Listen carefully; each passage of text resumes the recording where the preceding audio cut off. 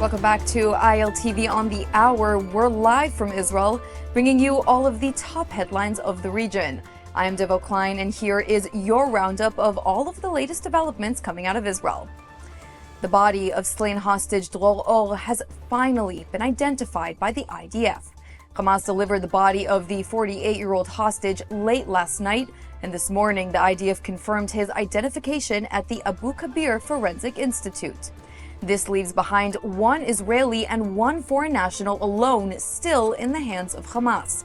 Slain hostage Ran Gvili and Thai national Suthisa Grintalak. Or was murdered on October 7th. His body was taken from Kibbutz Be'eri, one of the hardest hit communities, on that dark morning. Dror's wife Yonat was murdered in her home, while he and his two children, 13-year-old Alma and 17-year-old Noam, were taken alive. Noam and Alma were released in the November 2023 hostage deal, returning home as orphans after the IDF confirmed their father's death on October 7th in May of 2023. Dror was a chef, a cheesemaker at the Be'eri dairy. He loved traveling, basketball, and yoga.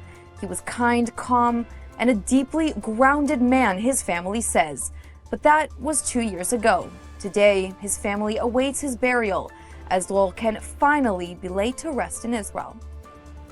And behind the scenes, Egyptian state media is reporting that Egyptian and Turkish intelligence chiefs met yesterday with Qatari Prime Minister to address overcoming obstacles and limiting violations to ensure that the fragile ceasefire holds. The Cairo meetings between the mediators, bar the United States, focused on maintaining the ceasefire and discussing ways to continue to phase 2, this according to Egyptian sources. But on the ground in Gaza, there's a different story unfolding.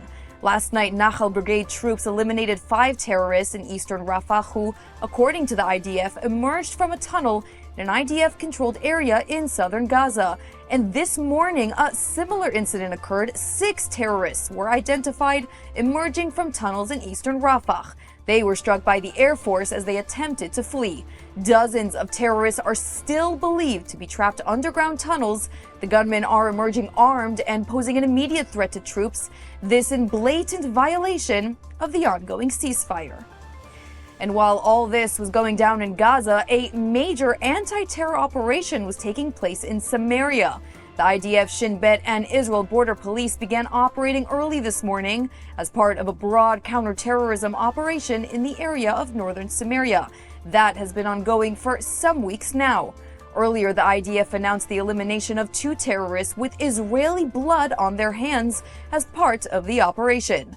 One terrorist, Sultan al-Khani, murdered 38-year-old security guard Gidon Peri in August 2024, and the other, Abdel Raouf Shaiteya, who killed 2 soldiers last year and had been on the run ever since. He was caught by the IDF in Nablus and terminated as the IDF continues to counter terror in Judea and Samaria.